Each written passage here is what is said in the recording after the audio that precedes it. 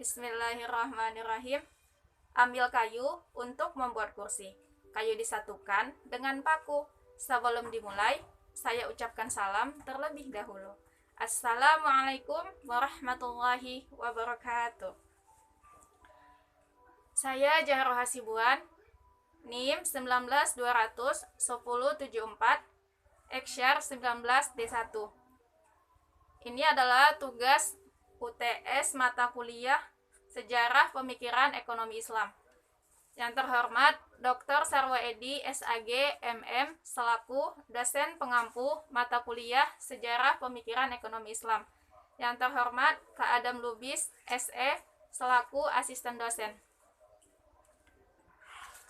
Baiklah, di sini saya akan membahas mengenai konsep ekonomi pada masa Umar bin Khattab.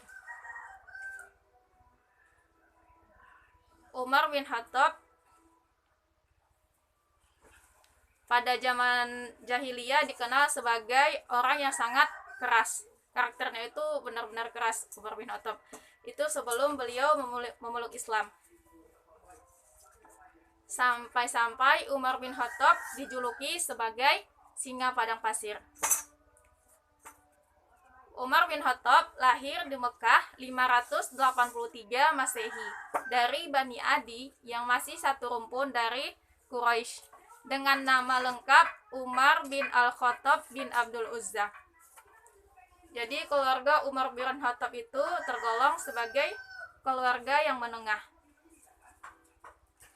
Saat itu Umar bin Khattab sudah bisa membaca dan menulis, padahal itu merupakan hal yang sangat jarang terjadi karena pada zaman jahiliyah nggak banyak orang yang bisa membaca dan menulis.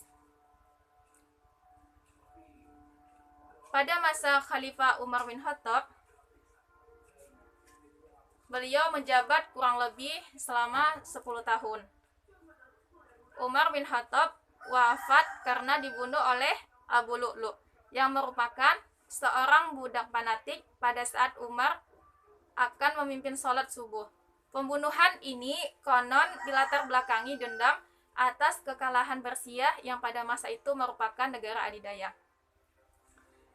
Adapun faktor-faktor yang mempengaruhi kesuksesan ekonomi pada masa Umar bin Khattab, yang pertama, melakukan sistematisasi dalam pemberlakuan pungutan jizyah kepada ahlu zimmah dengan cara menetapkan 3 tingkatan jizyah yang disesuaikan dengan tingkat kemampuan mereka membayar.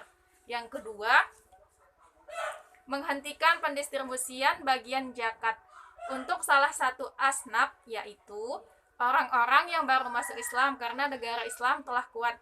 Jadi saat itu karena memang Islam sudah kuat, jadi diberhentikan untuk pembagian zakat untuk bagian asnaf. Terus yang ketiga, melakukan restrukturisasi sumber dan sistem ekonomi baru yang belum pernah ada sebelumnya.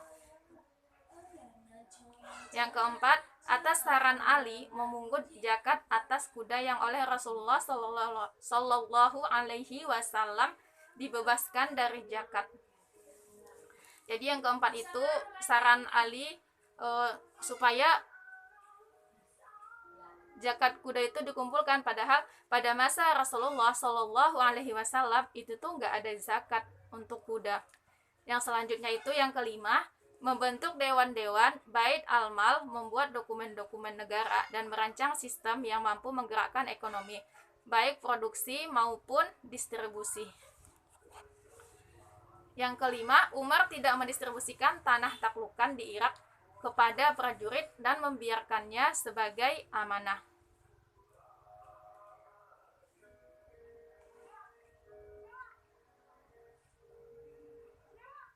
Jadi pada masa Umar bin Khattab, pendapatan itu diklasifikasikan menjadi 4.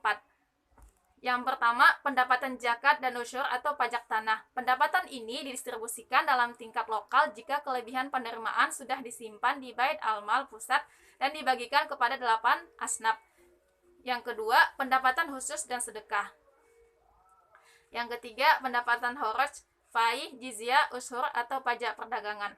Terus yang keempat, pendapatan lain-lain. Nah, pendapatan ini digunakan untuk membayar para pekerja, pemeliharaan anak-anak terlantar, dan dana sosialnya.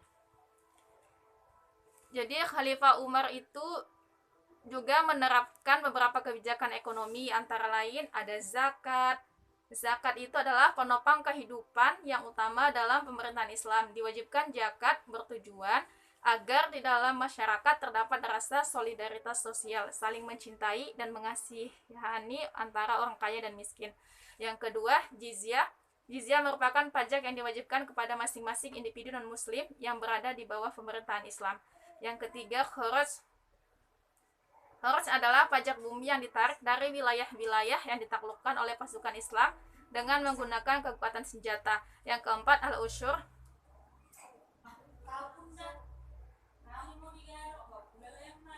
Al-usyur adalah biaya impor yang dikenakan kepada semua pedagang dan dibayar hanya sekali dalam setahun, serta hanya berlaku terhadap barang-barang yang bernilai lebih dari 200 dirham. Jadi bayarnya cuma sekali setahun, dan kalau itu juga barangnya udah lebih dari 200 dirham. Yang selanjutnya, yang kelima, harta fai dan rampasan. Fai adalah semua harta benda yang didapati dari musuh tanpa menjalani perang yang nyata.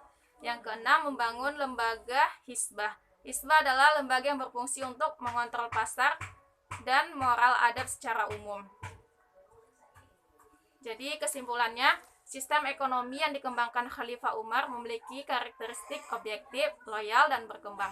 Diterapkan dengan penuh prinsip-prinsip ketakwaan, musyawarah, dan keadilan sehingga dapat mencapai keseimbangan ekonomi dan sosial. Jadi pada masa Umar itu, Islam itu Masya Allah menjabat selama kurang lebih 10 tahun. Masyarakatnya itu makmur. Nggak cuma orang Islam aja yang makmur, jadi orang-orang yang meskipun tidak beragama Islam yang tinggal di situ juga merasa aman. Ada nasihat yang sangat menarik menurut saya dari Khalifah Umar bin Khattab. Jikalau kita letih karena kebaikan, maka sesungguhnya keletihan itu akan hilang dan kebaikan akan kekal. Namun, jikalau kita bersenang-senang dengan dosa, maka sesungguhnya kesenangan itu akan hilang dan dosa itu akan kekal. Masya Allah ya, semoga kita tidak pernah lelah untuk melakukan kebaikan dan diniatkan karena Allah.